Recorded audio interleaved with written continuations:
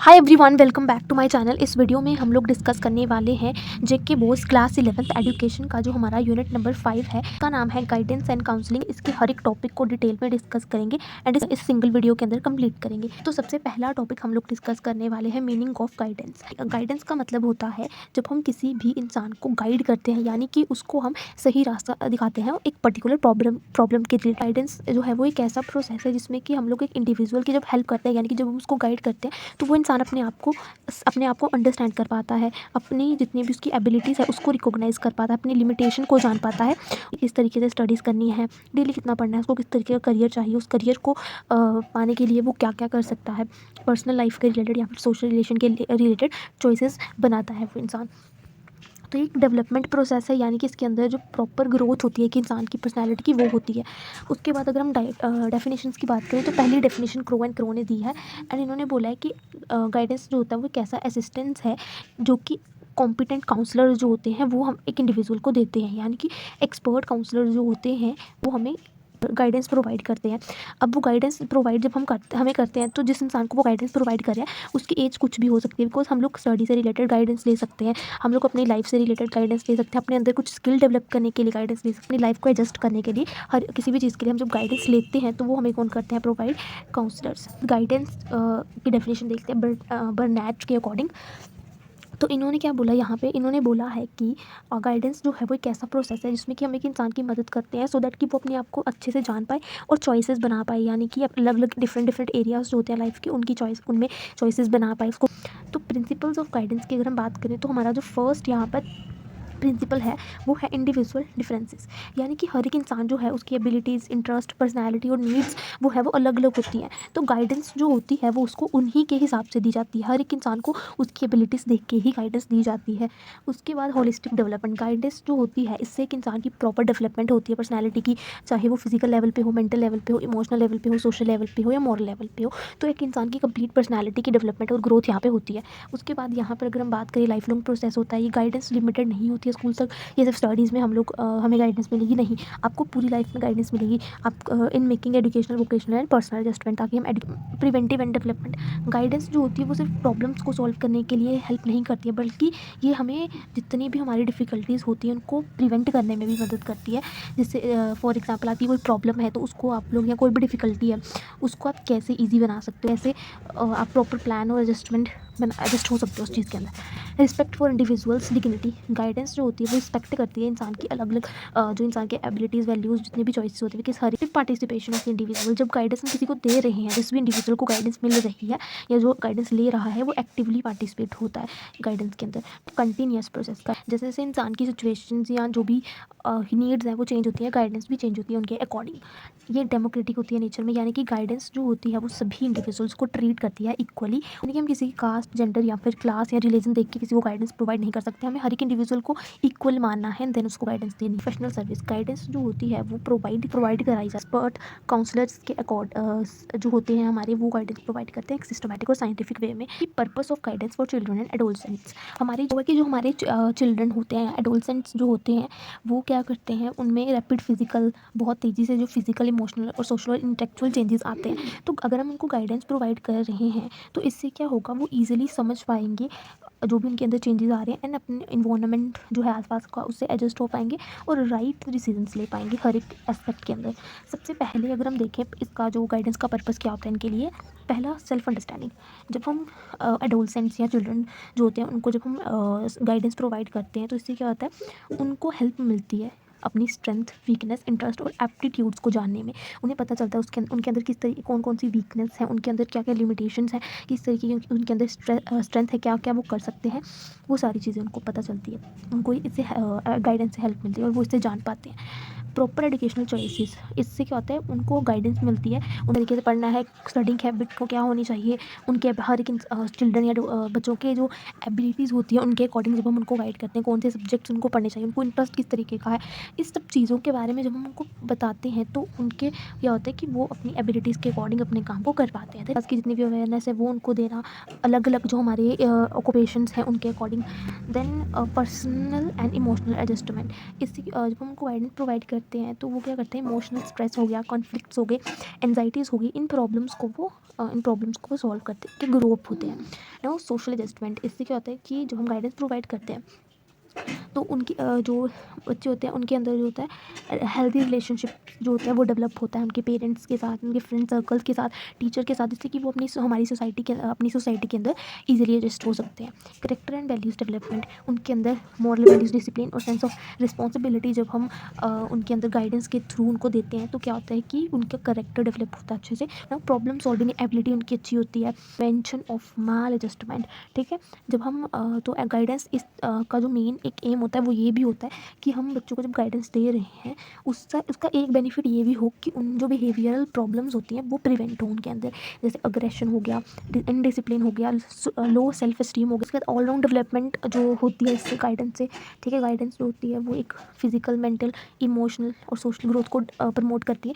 Preparation for adulthood, जब हम किसी भी एक तरीके से बच्चे को गाइडेंस देते हैं तो वो प्रिपेयर होता है फ्यूचर रोल्स के लिए, यानी कि कैसे वो एक एडल्ट, रिस्पॉन्सिबल एडल्ट बन सकता है अपनी फैमिली, सोसाइटी को, करियर को लेके। हम लोग देखेंगे काउंसलिंग का मीनिंग। काउंसलिंग का मतलब होता है एक इंसान की हम मदद करें सो दैट कि वो अपने फीलिंग्स हो गए, थॉट्स हो गए, बिहेवियर को अच्छे से अंडरस्टैंड कर पाए और अपना जो नेगेटिव उसका जो बिहेवियर है उसको पॉजिटिव में कन्वर्ट कर सके।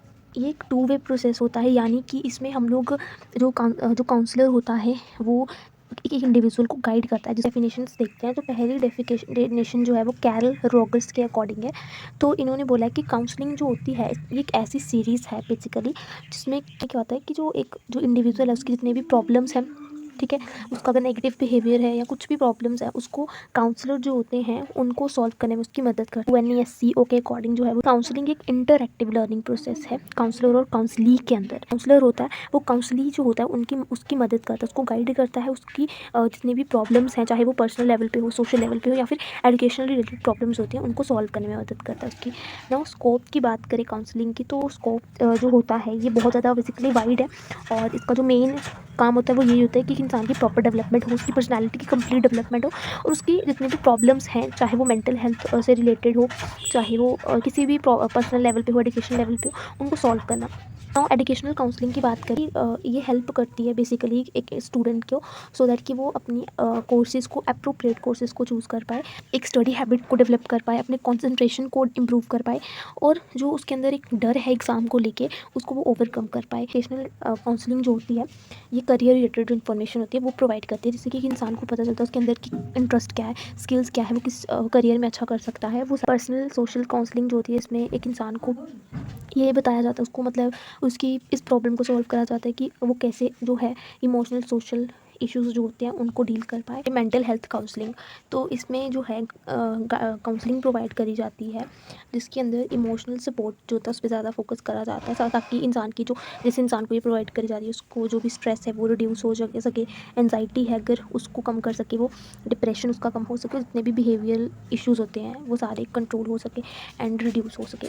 इसमें एक इंसान को इनकरेज करा जाता है सो दैट कि वो अपने आप की एक पॉजिटिव सेल्फ इमेज बनाए, कॉन्फिडेंट रहे और उसकी स्किल्स जो है कॉपिंग स्किल्स वो अच्छी हों।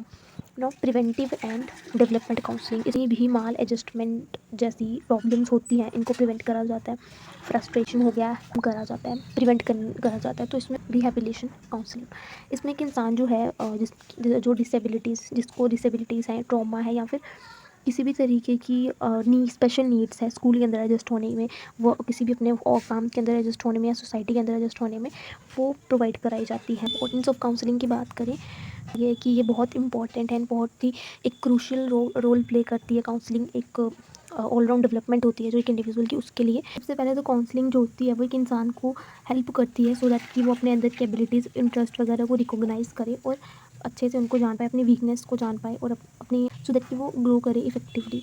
प्रॉब्लम सॉल्विंग में मदद करती है यहाँ काउंसलिंग हमें, ठीक है। उसके बाद डिसीजन मेकिंग में भी मदद करती है जिससे कि इंसान जो है वो डिपेंडेंट बन सके और वाइज भी बन सके और अपने डिसीजंस अच्छे से ले सके, अपने एकेडमिक अचीवमेंट में भी हमारी ये मदद करती है, हमारी स्टडी हैबिट्स को इम्प्रूव करने में मदद करती है, कॉन्सेंट्रेशन हो गया, मोटिवेशन हो गया, इन सब में मदद करती है। वोकेशनल डेवलपमेंट में तो ये मदद करती है, हमने पहले भी इसको पढ़ा है। देन हेल्दी रिलेशनशिप में मदद करती है, सो दैट कि हम लोग जो है कम्युनिकेट अच्छे से कर पाएँ, हमारी कम्युनिकेशन स्किल्स इम्प्रूव हो, सोसाइटी के अंदर अच्छे से हम लोग एडजस्ट कर पाएँ। प्रिवेंशन ऑफ माल एडजस्टमेंट हमने पीछे भी देखा है, वही चीज़ें हैं। प्रॉपर काउंसलिंग जो होती है ये एडोलसेंट या जितने भी बच्चे होते हैं, चिल्ड्रन होते हैं, उनको कॉन्फिडेंट बनाती है। Role of teacher in guidance and counselling, teachers जो होते हैं उनका बहुत इंपॉर्टेंट रोल होता है गाइडेंस एंड काउंसलिंग प्रोसेस में, क्योंकि they spend maximum time with students, ठीक है, एंड वो अंडरस्टैंड कर पाते हैं उनके बिहेवियर को, स्ट्रेंथ्स को, वीकनेसेस को। पहला है आइडेंटिफाइंग नीड्स एंड प्रॉब्लम्स। सबसे पहले तो टीचर का काम होता है स्टूडेंट के बिहेवियर को ऑब्जर्व करना, उसकी एकेडमिक परफॉर्मेंस या इमोशनल स्टेट को अच्छे से ऑब्जर्व करना, एंड उसकी जितनी भी लर्निंग डिफ़िकल्टीज़ हैं उनको डिटेक्ट करना, जितने भी उनको मदद करना कि वो किन सब्जेक्ट्स को चूज़ करें, इंटरेस्ट के अकॉर्डिंग, अपनी एबिलिटीज़ के अकॉर्डिंग, उनको मोटिवेट करना सो दैट उनके गोल के अकॉर्डिंग और टाइम मैनेजमेंट के लिए उनको करियर गाइडेंस प्रोवाइड करना। और बच्चों को अलग अलग कोर्सेज हो गए, करियर्स हो गए, अपॉर्चुनिटीज़ वगैरह के बारे में बताना, सो दैट वो अवेयर रह सके, ठीक है। उनको मदद करना सो दैट वो अपने इंटरेस्ट एबिलिटीज़ को जान पाएँ, अपने लिए एक सूटेबल करियर को सेलेक्ट कर पाएँ। उनको गाइड करना सो दैट कि वो अपनी जितनी भी स्ट्रेस है या पीर प्रेशर वगैरह हो, एंजाइटी या फैमिली इश्यूज़ है, उन उससे कोप कर सकें, ठीक है। प्रमोटिंग मेंटल हेल्थ, ठीक है, उनको इनकरेज करना सो दैट कि वो पॉजिटिव एटीट्यूड रखे, कॉन्फिडेंट रहे और सेल्फ डिसिप्लिन बने रहे। जितने भी बिहेवियरल प्रॉब्लम्स होती हैं उनको प्रिवेंट करने में मदद करना, जैसे now creating a supportive environment, उसको एक अच्छा क्लासरूम का जो एटमॉस्फेयर है वो अच्छा बनाना चाहिए। जब कोई भी प्रॉब्लम है जो टीचर की कैपेसिटी के बियॉन्ड है, ठीक है, तो टीचर को क्या करना चाहिए, या तो पेरेंट्स से शेयर करना चाहिए वो प्रॉब्लम को, या फिर साइकोलॉजिस्ट या फिर प्रोफेशनल काउंसलर से ये चीज़ें शेयर करके उस बच्चे की हेल्प करनी चाहिए। लोग अपना 5th टॉपिक डिस्कस करेंगे जिसका नाम है role of other stakeholders in guidance and counselling. तो जो हमारा गाइडेंस एंड काउंसलिंग होता है स्कूल्स के अंदर, ये एक कलेक्टिव रिस्पॉन्सिबिलिटी होती है, यानी कि सिर्फ टीचर्स अकेले इसमें सिर्फ टीचर्स का रोल नहीं होता है अकेला, और भी बहुत सारे लोगों का इसके अंदर रोल होता है, ठीक है। जैसे बहुत सारे स्टेक होल्डर्स होते हैं जो कि बच्चे की ऑल राउंड डेवलपमेंट में हेल्प करते हैं अलॉन्ग विथ टीचर्स। सबसे पहले अगर हम बात करें पेरेंट्स की, तो पेरेंट्स जो होते हैं ये बच्चे को इमोशनल सपोर्ट प्रोवाइड करते हैं, उसको इनकरेज करके रखते हैं, एंड उसको सिक्योरिटी भी प्रोवाइड करते हैं।